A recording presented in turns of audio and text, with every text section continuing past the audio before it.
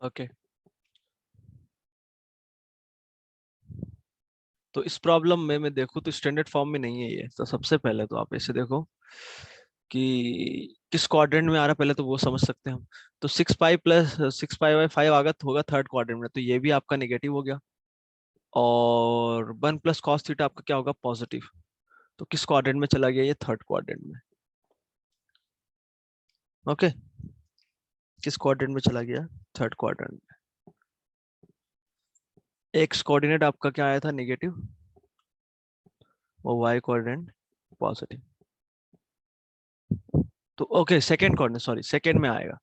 X आपका negative है और वाई पॉजिटिव है, तो सेकंड में आएगा। ओके, तो हम ये एंगल जो है थीटा निकाल सकते हैं। वो एंगल क्या हो जाएगा, थीटा आपका टेन थीटा हो जाएगा। 1 + cos 6 पाई/5 अपॉन में साइन 6 पाई/5 का मॉड। आपको बता चुके हैं ये कैसे निकल रहा था, ऐसा क्यों करते हैं। तो 1 + cos थीटा को लिख सकते हैं हम 2 cos² थीटा/2, तो 3 पाई/5 हो जाएगा। डिवाइडेड बाय साइन 6 पाई/5 को लिख सकते हैं हम 2 sin 3 पाई/5 cos 3 पाई/5। ठीक है, तो यहां से निकल के आ गया आपका 2 2 कैंसिल हो गया, एक cos कैंसिल हो गया, साइन बचेगा, या फिर हम ऐसे बोले कि कॉड बचेगा 3 पाई/5।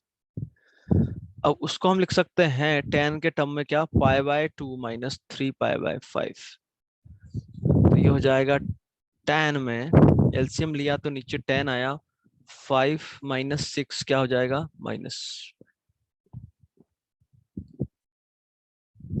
ठीक है, -π/10, या फिर हम ऐसे लिख सकते हैं tan थीटा है तो वो हो जाएगा थीटा मतलब आ जाएगा π/10। ठीक है, थीटा आपका एक्यूट एंगल ही रहेगा, इसलिए हमने माइनस साइन हटा दिया। समझ में आता है ना, मोड क्यों लगाते हैं। तो ये एंगल आपका आ गया π/10, तो ये एंगल हो जाएगा π - π/10, दैट इज 9 π/10। आगे बात समझ में। या फिर इधर से हम मेजर करें तो -π - π -11 π/10। अगला क्वेश्चन ये है,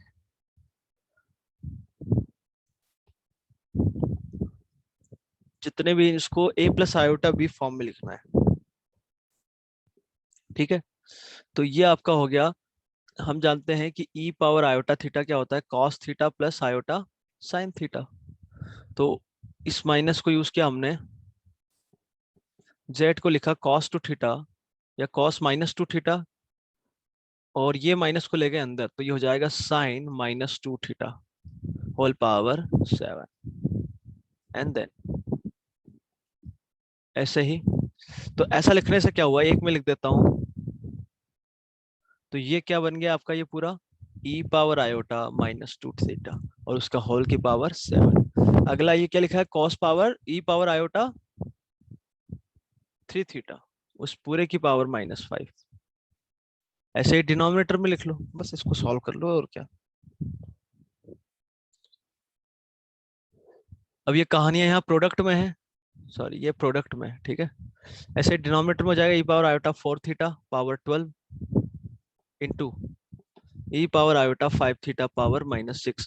अब इसमें e की पावर इधर जुड़ जाएगी, फिर जुड़ने के बाद सब्ट्रैक्ट हो जाएगी, तो आपका e पावर में आ जाएगा वो, और वो जो निकल के आएगा वो आएगा आपका e⁻−47 थीटा/। अरे कुछ पल्ले पड़ रहा है भाई, क्या चल रहा है ये। Okay, next is 12।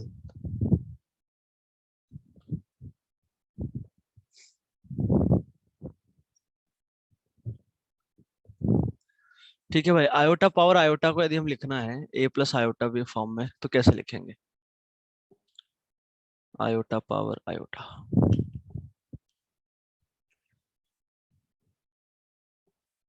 तो इस आयोटा को या इस आयोटा को हम लिख सकते हैं क्या, e⁻i/π/2, उसकी पावर आयोटा।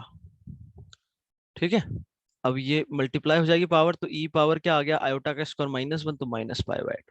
तो iota power iota is equal to e⁻−π/2। ठीक है, क्वेश्चन नंबर 13। 13 में है कि भाई कोई कुछ बोल ही नहीं रहा है, कुछ समझ समझ आ रहा है, आवाज आवाज तो आ रही है ना, ये तो पता चले कि सब।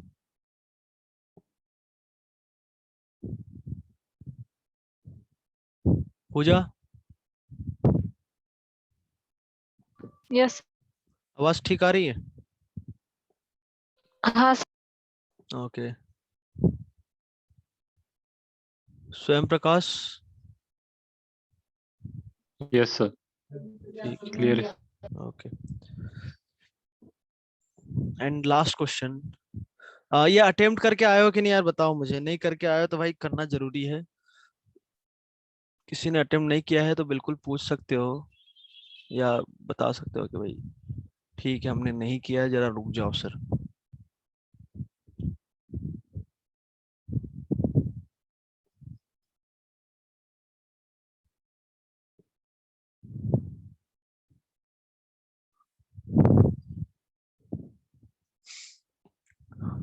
तो इसमें रीजन बताना था।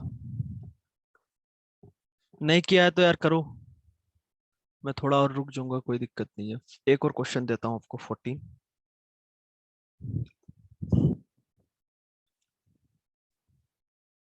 नेक्स्ट है फाइंड लोकस ऑफ दिस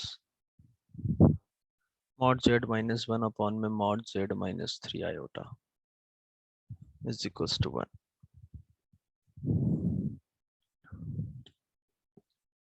एक नेक्स्ट क्वेश्चन रहेगा, if mod z plus 3 is less than or equal to 3, then find the maximum and minimum value of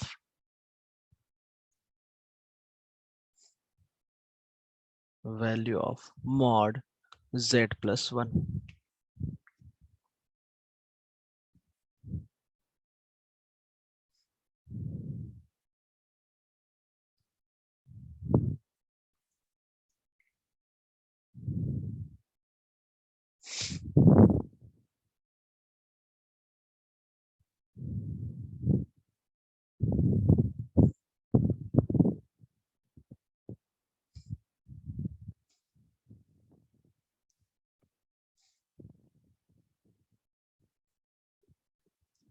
next question रहेगा 14, mod z minus 3 is less than 1 and mod z minus 4 iota is greater than m।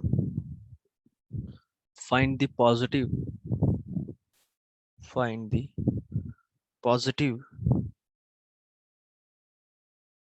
real value of m for which there exists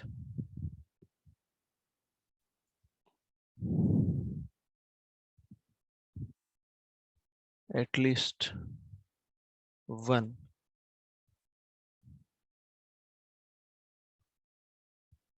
complex number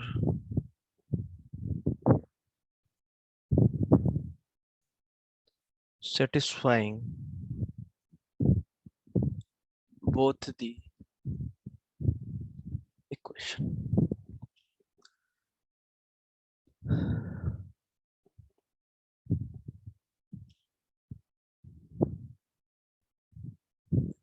तो question अभी करना है भाई, चालू कर दो।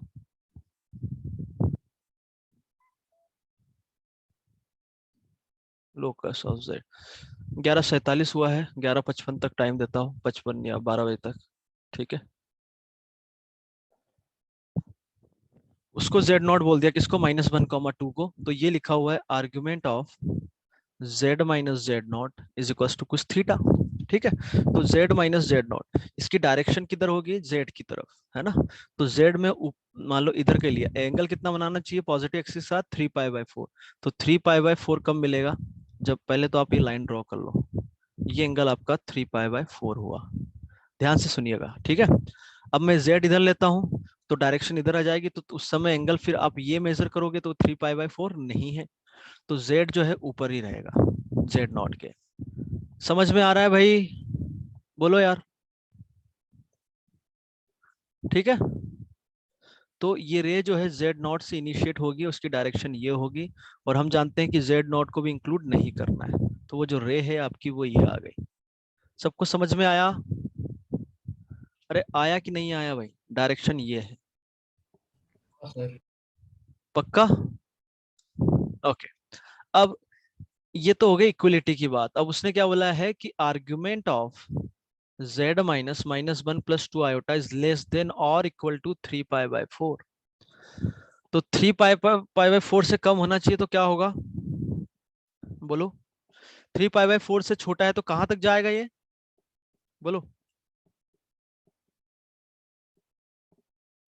Minus pi तक। 0 जीरो तक क्यों? माइनस पाई तक जाएगा वो ना। तो आर्ग्यूमेंट हाँ तो आर्ग्यूमेंट कोई दिक्कत नहीं, इसमें मैं 2n पाई जोड़ दूं, कोई दिक्कत है क्या मुझे?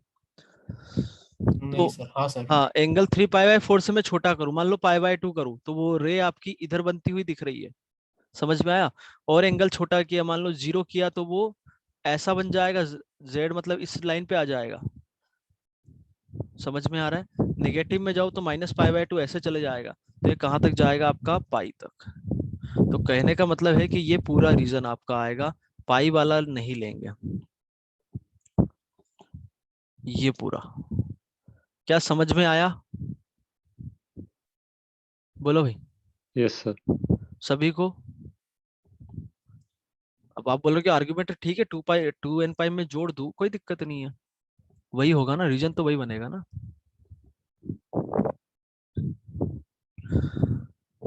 आया नहीं आया?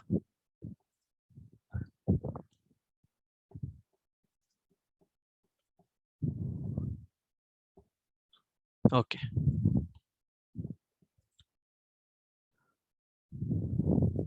अनन्य प्रभव, प्रणव, अनन्य प्रणव, Yes, sir. आ गया समझ? Yes, sir. Good. Now next question is 14। Locus of this z minus one upon में z माइनस 3 आयोटा का mod, that should be equals to 1। तो ये हो जाएगा आपका क्या? तो इसमें लोकस निकालना है, तो क्या हो जाएगा कि z माइनस वन, इसको मैं क्रॉस मल्टीप्लाई कर दूं, और क्रॉस मल्टीप्लाई करते समय ध्यान रखना है कि वो 0 नहीं होगा, मतलब z should not be equals to 3 iota. Okay. तो आपका लोकस क्या हो जाएगा कि z की 1 से डिस्टेंस और 0,3 से डिस्टेंस सेम है। ये कौन सा पॉइंट है? 1,0 और इधर पॉइंट है 0,3। तो z की डिस्टेंस 1,0 से और 0,3 से सेम होनी चाहिए। तो वो क्या देता है हमें पता है, एंगल बाइसेक्टर। अरे सॉरी, एंगल बाइसेक्टर नहीं, bisector of line joining this two points. बोलो भाई। तो ये लाइन कैसे निकालेंगे हम?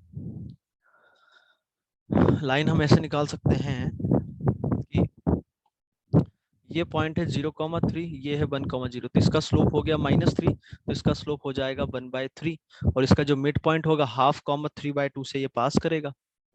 तो इस लाइन की इक्वेशन हो जाएगी 2D में, यदि हम देखें तो इसका स्लोप 1/3, मतलब 3y minus X plus C is equal to 0, और ये 1/2, 3/2 से पास करेगा, 1/2, 3/2।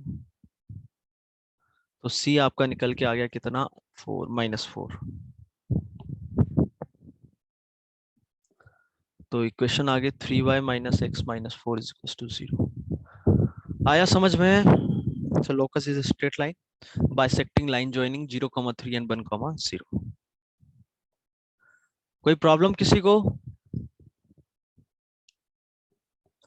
बोला करो यार भाई तुम लोग। No, sir. ओके। 14 15 13 14 15, ये हो जाएगा आपका 16, और ये क्वेश्चन नंबर 17। ठीक है। Now question number 15।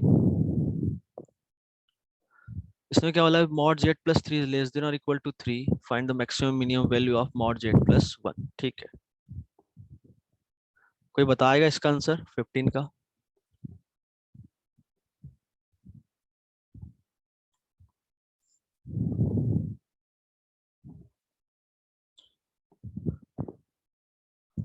इसका मिनिमम और मैक्सिमम चाहिए हमें।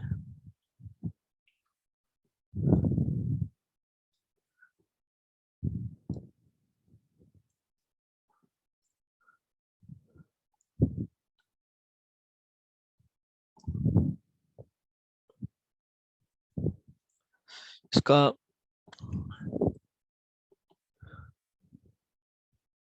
पूजा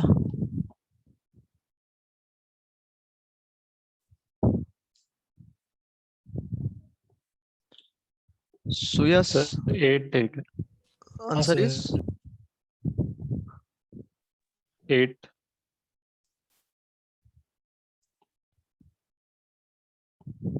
8 क्या मिनिमम मैक्सिमम? maximum अच्छा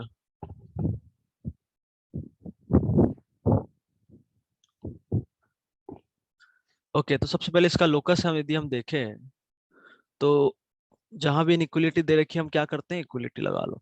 तो एक सर्कल है जिसका सेंटर -3, 0 रेडियस 3, ठीक है। तो ये हो जाएगा 0, 0, रेडियस 3 है ना इसकी, तो ये -3 और ये हो गया आपका, तो इसकी रेडियस कितनी है 3, तो ये ओरिजिन हो गया। अब ये तो इक्वल टू के लिए लेस देन और इक्वल टू मतलब सर्कल पे जो पॉइंट्स है वो और इसके अंदर वाला रीजन। क्या ये सबको समझ में आया? हाँ सर. ओके, आगे हम बढ़े। तो अब इसको आप ध्यान से देखो, तो मॉड जेड प्लस 1 क्या हुआ, mod Z minus Z not, mod Z one minus Z two क्या होता है कि जेड वन और जेड टू की डिस्टेंस। तो जेड, तो यहाँ पर यदि मैं देखूँ तो ये लिखा हुआ है जेड माइनस माइनस वन, तो जेड और जेड कहाँ मूव कर रहा है, इस सर्कल की बाउंड्री पे या उसका अंदर वाला रीजन।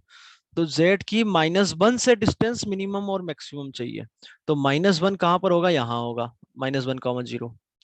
तो इस पॉइंट की मिनिमम और मैक्सिमम डिस्टेंस, तो मिनिमम तो कितनी आ गई 0। क्या ये बात पल्ले पड़ी? क्यों? क्योंकि z आपका -1, 0 हो सकता है, तो मिनिमम डिस्टेंस तो 0 होगी, इससे कम हो ही नहीं सकता। ओके, अब हम यदि बात करें मैक्सिमम की, तो मैक्सिमम का कौन सी डिस्टेंस होगी, ये वाली डायमीटर के अलोंग, ये आपको याद हो तो सर्कल में ऐसे ही होता है। तो ये लेंथ है 3, ये कितना हो गया 2, तो आंसर इज 5। उस कैलकुलेशन करने की जरूरत ही नहीं पड़ी आपको।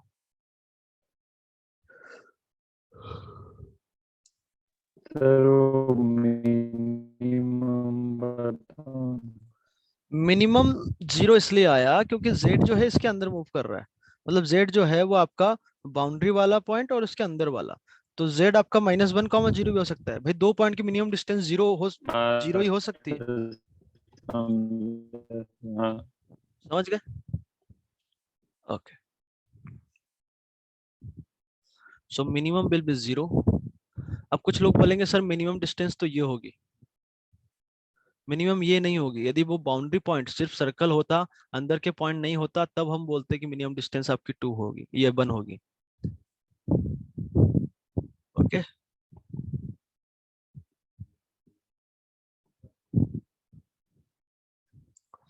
भाई समझ में आया ना यार? ठीक है,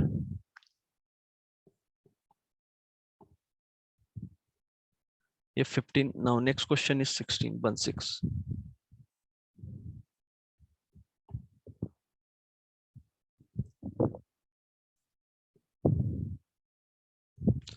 16 में बोला गया है।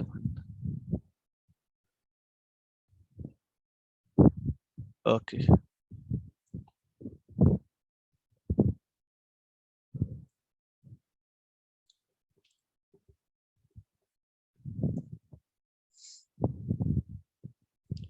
mod z -3 less than 1, mod z -4 iota greater than m. Find the positive real value of m for which there exists at least one complex number satisfying both the equation। ठीक है, ये ऊपर वाला क्वेश्चन समझ में आया तो नीचे वाला आप कर सकते हो। बताओ भाई क्या आंसर आएगा?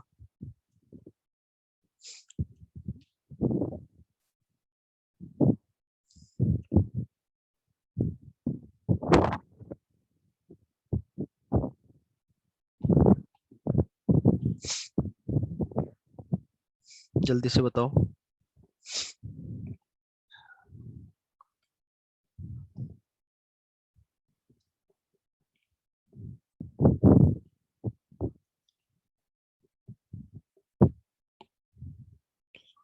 बताओ भाई m की रेंज।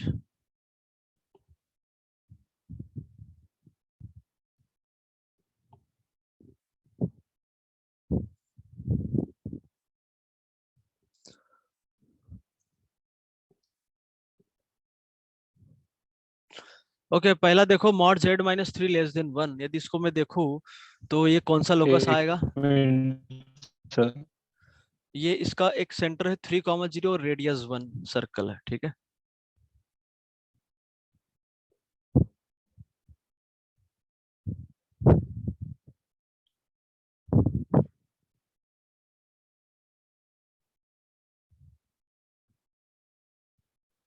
ठीक है,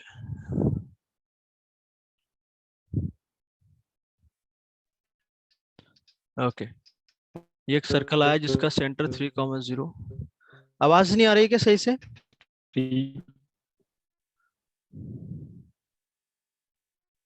आ रही है सर। आ रही है, ठीक है, गुड। नहीं आए तो उस समय बता देना। ठीक है, इसका रेडियस हो जाए सेंटर 3,0 रेडियस 1। अब ये क्या है? लेस देन है। लेस देन मतलब कौन सा पोर्शन हो गया? अंदर वाला पोर्शन। बाउंड्री वाले पॉइंट भी नहीं लेना है, वहां पे हमने ऐसे गोले बना दिए। गोले का मतलब कि बाउंड्री पॉइंट भी एक्सेप्टेबल नहीं है, क्योंकि इक्वलिटी होती तो बाउंड्री पॉइंट लेते हम।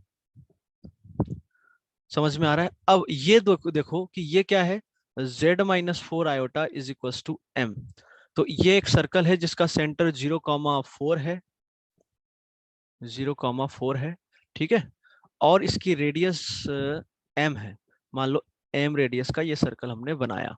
तो ग्रेटर देन m मतलब बाहर वाला पोर्शन, बाउंड्री वाला पोर्शन भी यहाँ पर एक्सेप्टेबल नहीं होगा क्योंकि इक्वलिटी नहीं लगी हुई है। तो बाहर वाला रीजन आ गया। समझ में आ रहा है भाई? बोलो यार।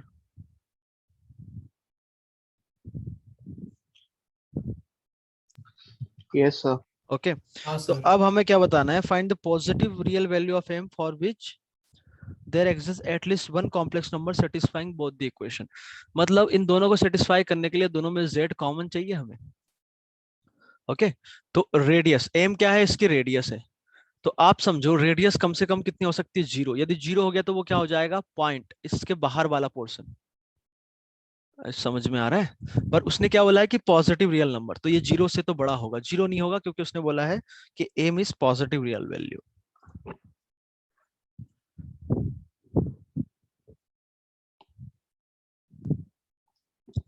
ठीक है, अब मैक्सिमम कितना हो सकता है?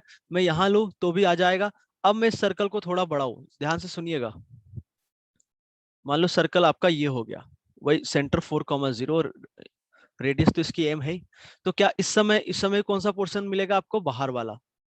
ठीक है, तो लिमिटिंग केस कौन सा होगा? कि ये इसकी बाउंड्री को टच करते हुए जाए, क्योंकि इसके बाहर चला गया तो ये तो क्या बोल रहा है? अंदर वाला पोर्शन। और इधर क्या हो रहा है? क्योंकि आपका एम वेरी करेगा तो ये सर्कल भी क्योंकि सर्कल की रेडियस वेरी कर रही है। सेंटर सेम है 0,4, रेडियस वेरी कर रही है, और पोर्शन कौन सा आ रहा है? बाहर वाला। तो यदि ये वाला केस हो गया आप जो बना हुआ है, तो इसका और इसका कोई भी सॉल्यूशन नहीं आएगा। तो लिमिटिंग केस कौन सा हो जाएगा? कि रेडियस जब इसको टच करे तो दोनों सर्कल एक दूसरे को एक्सटर्नली टच कर रहे हैं। तो ये हो गया सेंटर जिसका 0,4 है, और एक सर्कल जिसका सेंटर क्या था? 0,3 था।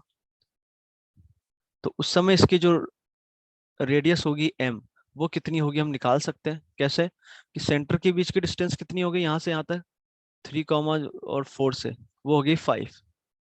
ठीक है, और इस छोटे सर्कल की रेडियस कितनी है? 1।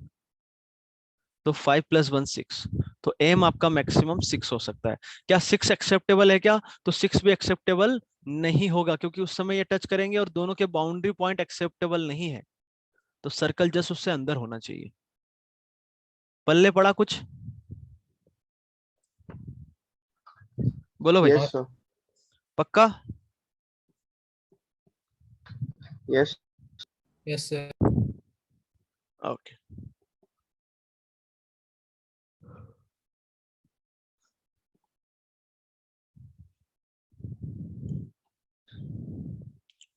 अगला क्वेश्चन है आपका 17। 17 में बोला गया है कि ये जो है find locus of z minus 4 iota. यार ये तो एक क्वेश्चन तो बता दो खुद से आंसर, सारे मैं ही बता रहा हूँ। मतलब कॉम्प्लेक्स नंबर तो उसमें ज्यादा है ही नहीं, है ना?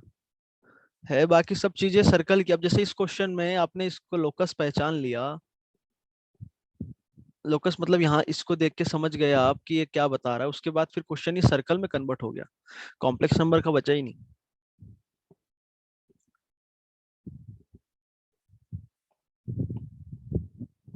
Z लाइन सेगमेंट होगा।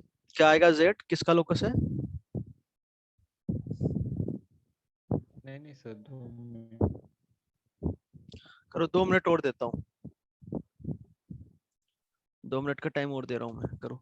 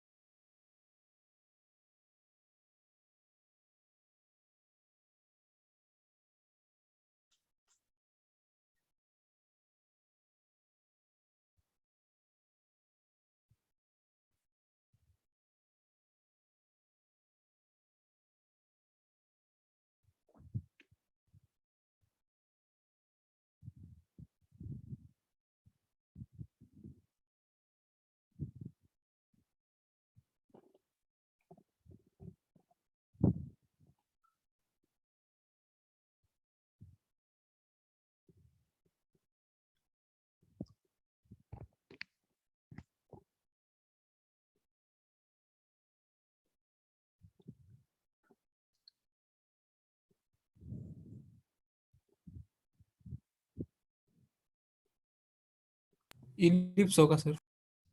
बिल्कुल एलिप्स होगा, एलिप्स होगा। एक तो हमारे पास ये तरीका है, ओके। एक तो ये तरीका है कि एक्स को मैं एक्स प्लस आयोटा वाई रख दूं, ठीक है, तो वहां से एलिप्स की इक्वेशन आपकी आ जाएगी, है ना। और दूसरा तरीका ये है कि आप इसको ऐसे समझो कि z की z1 माइनस z2 का मॉड क्या होता है कि z1 z2 की डिस्टेंस। आप इसको ऐसे समझो कि z की डिस्टेंस 0,4, सॉरी 0,4 मतलब ऊपर आएगा 0,4 से, और z की डिस्टेंस 0,-4 से, जो डिस्टेंस का सम है वो 10 है। तो मान लो कोई पॉइंट हमने ले लिया इधर P, जिसका पॉइंट क्या है, Z है ना।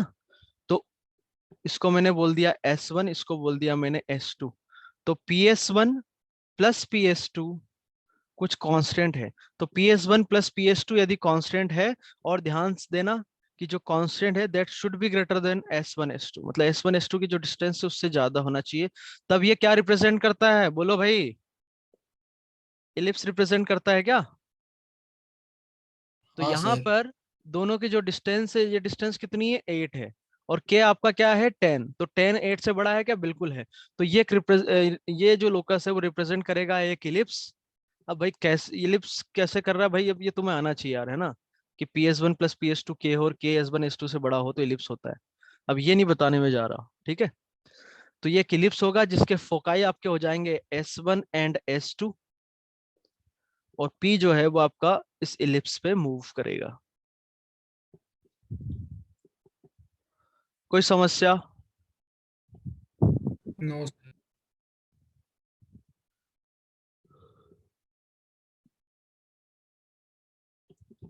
अब मान लो 10 की जगह मैं 6 दे देता, 10 की जगह मैं 6 दे देता, तो कोई सेंस ही नहीं वो बनता लाइन आपका। सेगमेंट लाइन सेगमेंट कौन सा?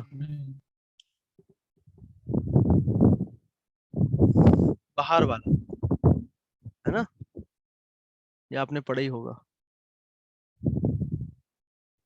यहाँ से मान लो इन दोनों के बीच की डिस्टेंस 8 है, ये मान लो 4 है, तो ये हो जाता आपका कितना? 12, और इधर हो जाता 4। तो डिफरेंस लेंगे तो हम आपका, हम कितना बोल रहे हैं? 6 बोल रहे हैं ना। तो दोनों को ऐड करके मैं लाऊं तो ऐड करने पे आएगा ही नहीं, कोई लोकस ही नहीं मिलेगा आपका, वो तो डिफरेंस होता तो आता। हाँ समझ सर। गए? तो दोनों की जो डिस्टेंस है वो इससे कम होनी चाहिए, मतलब वो फोकाई से जो डिस्टेंस है वो कम होनी चाहिए आपकी।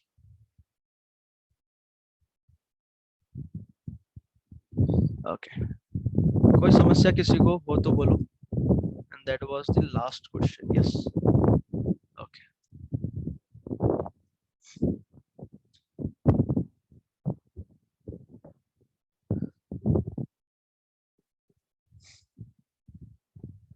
ओके आगे बढ़ते हैं।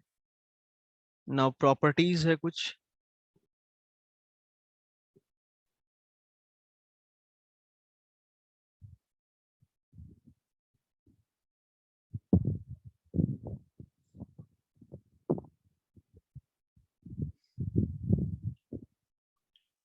प्रॉपर्टी नंबर 1, सुनते जाना वन बाय वन। यदि z आपका कॉम्प्लेक्स नंबर लूँ तो मैं x प्लस आयोटा y लेता हूँ, और यदि ऐसा आपने लिया है तो आप x और y को रियली मानते हो, है ना। तो यदि मैं z कॉन्जुगेट लिखना चाहूँ तो आपको कुछ नहीं करना है, आयोटा वाला जो टर्म है उसकी जगह माइनस आयोटा y। ओके,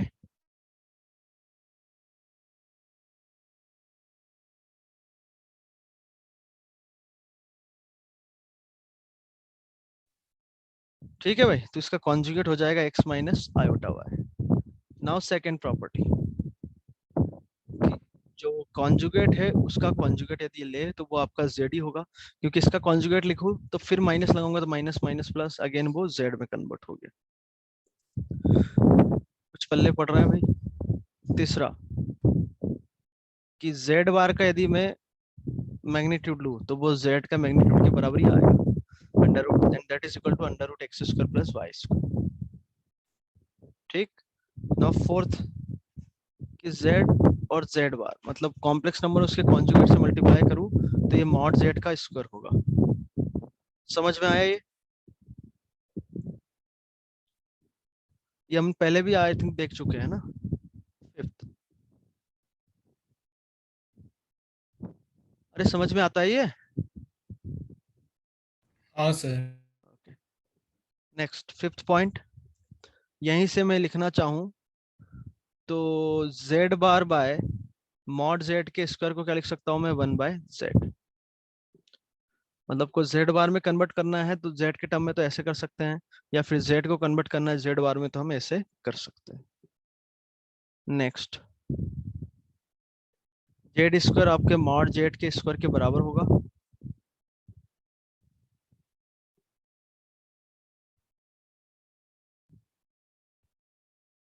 ठीक है, z स्क्वायर आपका मॉड z के स्क्वायर के बराबर होगा।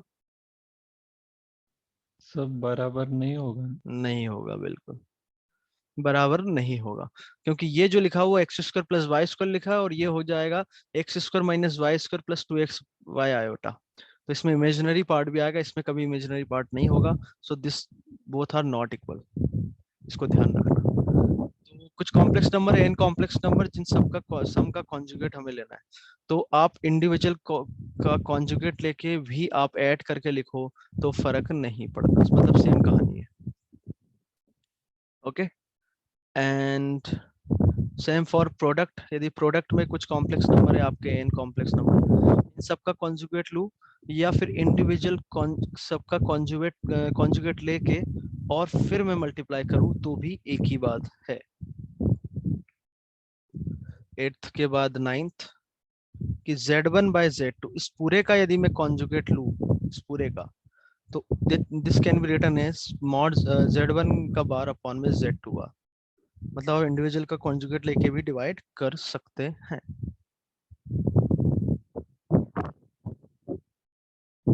नाइन्थ के बाद टेंथ, कि z पावर n का पूरे का कॉन्जुगेट हम ले, so this can be written as z bar power n। ये कैसे, अब इसको ऐसे देख सकते हो कि z कितनी बार मल्टीप्लाई है n, उस पूरे का कॉन्जुगेट लूं और उनके इंडिविजुअल कॉन्जुगेट का प्रोडक्ट, मतलब z बार कितनी बार आएगा n टाइम्स। तो मतलब ये जो ऊपर लिखा है उसी से हम बोल सकते हैं, एट्थ नंबर से हम 10th नंबर बोल सकते हैं। ठीक है,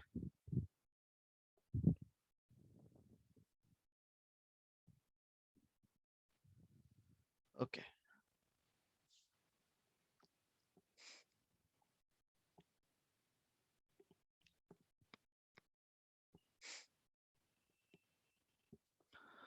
आगे हम बढ़े 11th। तो f ऑफ z आपका जो है वो 0 है, ठीक है। और इस पूरे का हम यदि कॉन्जुगेट ले, उस पूरे का यदि कॉन्जुगेट ले, तो मतलब बोलना क्या चाह रहा है कि f ऑफ z का बार आपका 0 होना चाहिए। तो इसको हम लिख सकते हैं f of z bar is equal to 0। उस पूरे का कॉन्जुगेट लो और z बार का कॉन्जुगेट लो। ये कब लिखेंगे, जब if all the coefficient of f are real। ठीक है, तो क्या बोलना चाह रहे हैं कि एफ ऑफ जेड पूरे का कॉन्जुगेट या फिर जहां भी जेड है उसका कॉन्जुगेट से रिप्लेस कर दो, दोनों बात एक होगी जब सारे के सारे कोएफिशिएंट आपके रियल हो, जेड के कोएफिशिएंट। फॉर एग्जांपल जैसे हम बोले कि मान लो उसमें क्वाड्रेटिक है 5z² plus 4z plus 11 is equal to 0, ये आपका एफ ऑफ जेड हो गया। ठीक है, तो इस पूरे का यदि मैं कॉन्जुगेट देखूं तो क्या हो जाएगा, तो ये हो जाएगा 3z² का कॉन्जुगेट, फिर 4z का कॉन्जुगेट, 11 का कॉन्जुगेट 11 ही होगा क्योंकि रियल नंबर। तो इस z² को लिख सकता हूं मैं 3z बार का स्क्वायर, कैसे, इस प्रॉपर्टी से, plus 4z bar plus 11, and this is nothing but f of z bar. z की जगह आपने z बार रखा तो ये आ गया। ओके, तो ये कब होता है, जब कोएफिशिएंट सारे आपके रियल हो। Now next property is 12th, real part of z can be written as z plus z bar by 2। समझ में आया, जैसे x प्लस आयोटा y है तो x प्लस आयोटा y ये क्या हो जाएगा, x माइनस आयोटा y, तो ऊपर क्या आ गया 2x, 2x by 2 is x, and that is equals to real part of z। Similarly imaginary part of z क्या हो जाएगा आपका, z माइनस z बार। तो यदि हम देखो तो 2y आयोटा आएगा, तो 2 आयोटा से डिवाइड करो तो ये this is nothing but y। Okay, ये छोटी छोटी चीजें हैं पर क्लिक करना चाहिए समय समय पर। ठीक है,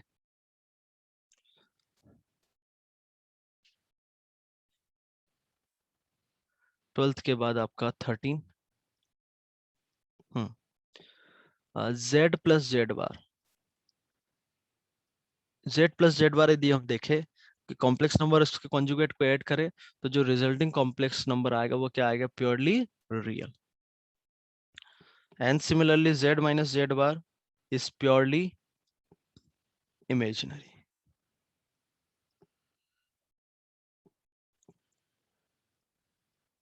समझ में आया, तो इसको हम अलग अलग तरीके से यूज करते हैं भाई, है ना, ये ध्यान रखना थोड़ा कि z प्लस z बार यदि z प्लस z बार आपको क्या देगा, purely real, z minus z bar देगा प्योरली इमेजिनरी। और यदि if z is purely real then z is equal to z bar. क्योंकि प्योरली रियल है तो उसमें इमेजिनरी पार्ट होगा ही नहीं, और इमेजिनरी पार्ट नहीं होगा तो कॉन्जुगेट में फर्क नहीं पड़ेगा। Okay, and if z is purely imaginary then z bar is equals to minus z। यही बात समझ में आगे होगी। जैसे मैं 2 आयोटा लूं तो इसका कॉन्जुगेट क्या होगा, -2 आयोटा, तो उसका जो कॉन्जुगेट है वो माइनस टाइम्स ऑफ जो ओरिजिनल आपका है। ओके, आगे बढ़े हम तो 15 में, 15 नंबर्स प्रॉपर्टी में 15 कि दो कॉम्प्लेक्स नंबर है z1 इंटू z2, इनके मॉडुलस ले हम, तो this can be written as mod z1 into mod z2। मतलब आपसे बोलो कि 3 आयोटा इंटू 4 आयोटा प्लस 1, इसका प्रोडक्ट का मॉड निकालो, तो आपको कुछ नहीं करना है, 3 आयोटा का मॉड और 4 आयोटा प्लस 1 का मॉड बस। ओके, एंड ऑल्सो 6 1 कि ये तो 2 के लिए बताया, ऐसे में n के लिए लिख सकता हूँ कि n कॉम्प्लेक्स नंबर मल्टीपल में है, so this can be written as mod z1 mod z2 mod z3 up to mod zn। ठीक, and next one 17th one कि mod z पावर n, इसको हम क्या लिख सकते हैं, mod z पावर n। कैसे कि z1 z2 सबको z से रिप्लेस कर दो, कितनी बार आ गया, n बार, तो ये हो जाएंगे सब mod z mod z mod z कितनी बार, n times. And now 18th mod z1 by mod z2 can be written as mod z1 by mod z2। अरे कुछ समझ में आ रहा है भाई या सुने जा रहे हो बस, Now next is 19th. Yeah. Okay. Mod Z1 plus mod Z2. It can be written as mod Z1 plus mod Z2. कैसा लिख सकते हैं? जैसे हमने प्रोडक्ट में किया, नहीं तो इसमें ऐसा नहीं होता है, ध्यान रखिएगा। तो इसमें फिर क्या होता है, तो वो भी हम देखेंगे। Less than equal. तो यहाँ पर फिर क्या आएगी, इनइक्वलिटी आएगी। तो सबसे पहले तो mod Z1 plus Z2 not equal to mod Z1 plus mod Z2। Okay,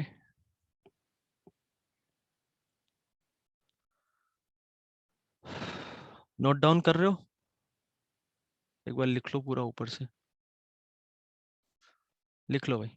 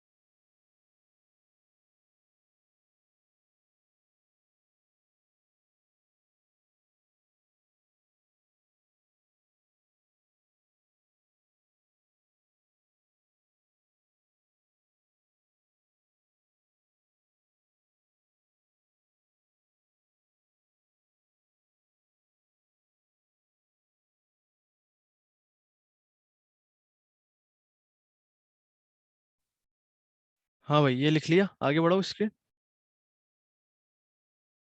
हो गया लिखना?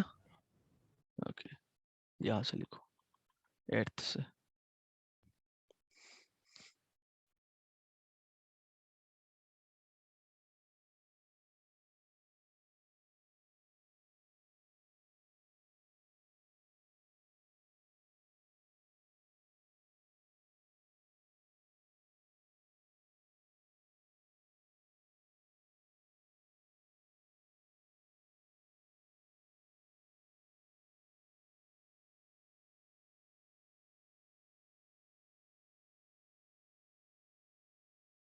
हो गया सर।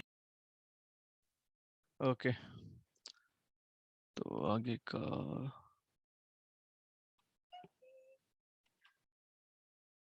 लिखो, ये लिखो।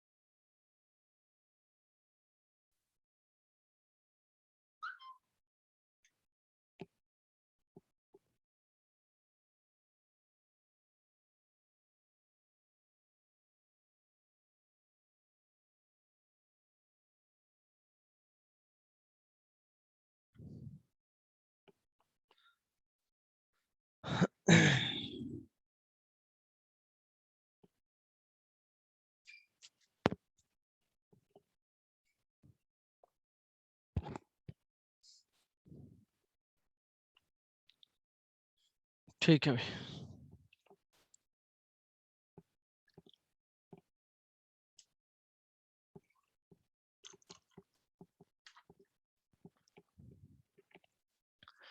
तो फिर लास्ट पॉइंट पे आते हैं कि इसने जो बोला है कि ये यदि इसके बराबर नहीं होगा, mod Z1 plus Z2 mod Z1 plus mod Z2 के बराबर, तो क्या होगा वो देख लेते हैं। ओके,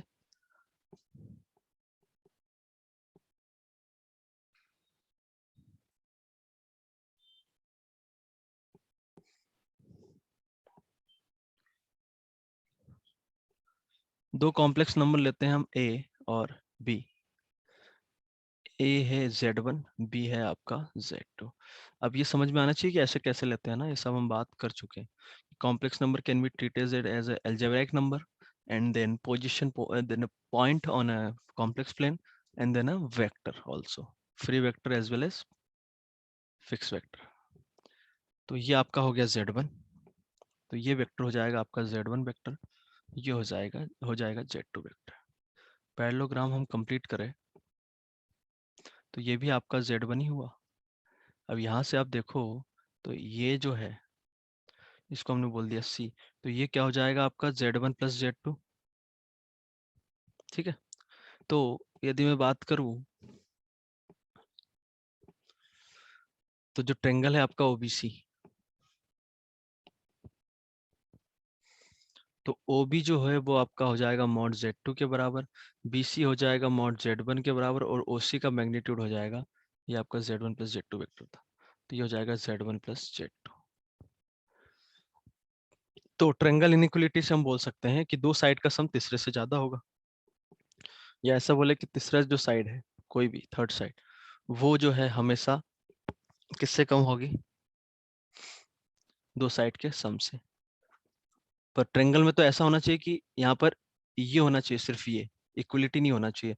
तो हम इक्वलिटी क्यों लगा पा रहे हैं, ये तब पॉसिबल है, कब पॉसिबल है भाई बताओ, ये कब पॉसिबल है इक्वलिटी?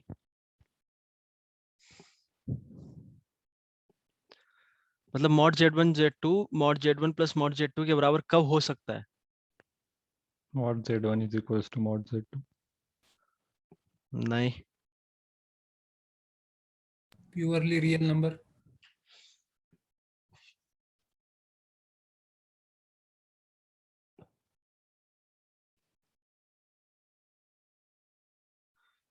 ओरिजिन Z1 Z2 मान लो एक ही लाइन में आ गए, तो ये आपका हो गया मॉड Z1,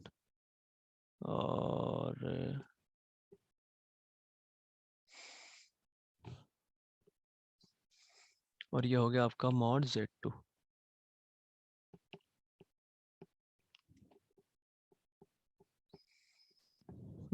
ऐसे समझो आप तो इसको कि इक्वलिटी कब होल्ड करेगी, फॉर इक्वलिटी, चलो लिख लेते हैं उसको अलग से। ये इक्वलिटी कब होल्ड करेगी आपकी, जब जब दोनों वेक्टर, दो वेक्टर मान लो आपको Z1 और Z2, इनका सम Z1 प्लस Z2 के बराबर है, ये हो, ठीक है, तो दोनों की डायरेक्शन सेम हो। समझ में आया? मतलब argument of Z1 should be equals to argument of Z2। क्या बात पल्ले पड़ी? दोनों की डायरेक्शन सेम होनी चाहिए, क्योंकि अपोजिट हो गए तो इधर Z1 माइनस Z2 हो जाएगा। बोलो भाई, दोनों पैरेलल वेक्टर्स है या अलाइक वेक्टर्स है, तो Z1 प्लस Z2 का जो मॉड होगा वो इनके इंडिविजुअल मिड मॉड का सम, क्योंकि इसका जो मैग्नीट्यूड है, इसका जो मैग्नीट्यूड ऐड करूँ तो वो आपका Z1 प्लस Z2 का मॉड आ जाएगा। समझ आया नहीं आया जल्दी से बताओ। So for equality argument of Z1 should be equals to argument of Z2।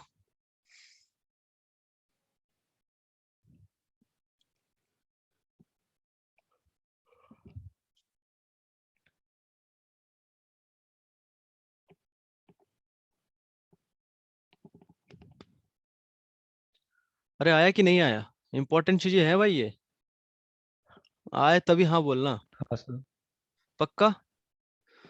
चलो, अब यहीं से हाँ हम सर। ट्रायंगल में ये भी जानते हैं कि दो साइड का डिफरेंस तीसरे से हमेशा क्या होगा? कम होगा। जानते हो नहीं जानते हो? ट्रायंगल में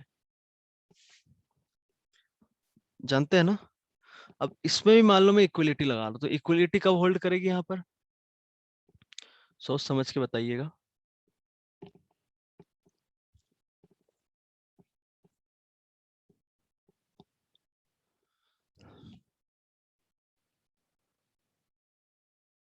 अच्छा, इसको ऐसे भी बोल सकता हूँ मैं कि argument of z1 z2 same बोला मैंने, तो इसका मतलब क्या हो जाएगा? Argument of z1 by z2 क्या हो जाएगा?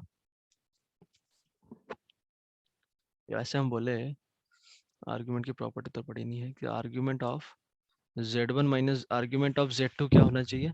0 या फिर 2n पाई, 0 या फिर 2n पाई। ठीक है, तो दोनों की डायरेक्शन जो होगी वो सेम होगी, या तो इस साइड हो या फिर इस साइड हो, ऐसे। ठीक है, सेम होनी चाहिए।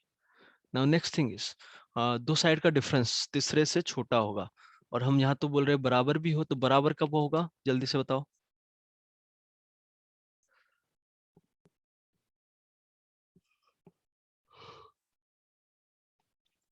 बोलो भाई।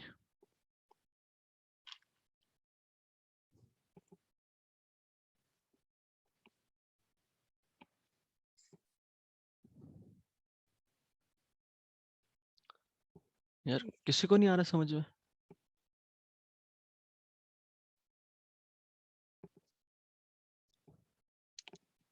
स्वयं प्रकाश?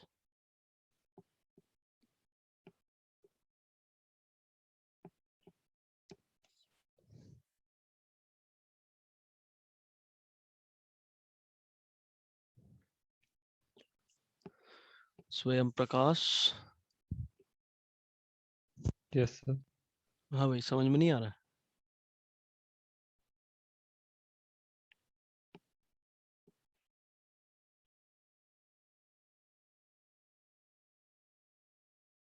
बोलो। सर उनका एडिशन π/2 ऐसे आर्गुमेंट का। नहीं, तुम तो चलो छोड़ो वो मत, सब बताओ। अब तो बताओ कि ये कब होगा? जैसे ऊपर हमने देखा था ना, डायरेक्शन सेम होनी चाहिए, यहाँ पर कब होगा ये? अब वेक्टर से जाओ ना इसको, अब z1 ये ले लो, मान लो z2 कुछ ले लिया, ठीक है, ओके, डायरेक्शन सेम ले ली, मान लो डायरेक्शन सेम ले ली, तो दोनों के मॉड का जो डिफरेंस होगा, मान लो z2 आप कुछ ऐसा ले रहे हो और z1 कुछ इतना ले लिया, मतलब यही मैग्नीट्यूड भी है, z1 इतना हो गया और z2 इतना हो गया, ठीक है। तो z1 प्लस z2 यदि मैं करूँ तो ये कितना हो जाएगा कि ये वाला पोर्शन इसमें ऐड हो जाएगा, मतलब z1, तो ये पूरा हो जाएगा z1 प्लस z2 का मैग्नीट्यूड, तो इधर हो जाएगा z1 माइनस z2 का मॉड, तो बचेगा कितना पोर्शन? इतना पोर्शन। समझ में आया? अरे कुछ आ रहा है कि नहीं आ रहा है भाई? उसमें से z2 में से ये माइनस कर दिया, ये बचा, तो दोनों बराबर नहीं हो सकते, तो फिर कब होगा? वो फिर समझो कि z1 मान लो मैंने ये लिया और z2 का मैग्नीट्यूड इतना ले लिया जितना दिख रहा है, ठीक है। तो यहाँ पर मैं देखूँ तो दोनों के मैग्नीट्यूड का जो डिफरेंस बनेगा वो कितना बनेगा? यहाँ से लेके यहाँ तक, मतलब इतना पार्ट तो कैंसिल हो गया, ऐसा समझो, ठीक है। अब मैं दोनों को ऐड करूँ, तो दोनों को ऐड करूँ, डायरेक्शन अपोजिट है, तो जो एडिशन होगा उसमें क्या होगा कि ये जो मतलब इसकी डायरेक्शन इधर है, इसकी डायरेक्शन इधर है, तो इसमें उतना पार्ट कैंसिल हो जाएगा आपका डायरेक्शन बस, और वेक्टर में पैरेलली ले रहा हूँ, तो फिर यही मैग्नीट्यूड आएगा कि रिजल्टेंट में? मैग्नीट्यूड की बात हो रही है यहाँ, समझ में आया? तो ये कब ट्रू होगा? जब आर्ग्यूमेंट का जो डिफरेंस है वो आपका पाई हो, और उसमें फिर 2n पाई जोड़ दो जनरल के लिए, तो argument of z1 is equal to argument of z2 plus pi, या फिर ऑड मल्टीपल ऑफ, इसमें 2n पाई जोड़ दो। और पल्ले पड़ा नहीं पड़ा? क्यों भाई? सो इक्वलिटी इसमें कब होल्ड करेगी? जब आर्ग्यूमेंट ऑफ z1 और आर्ग्यूमेंट ऑफ z2 का डिफरेंस कितना हो? पाई का।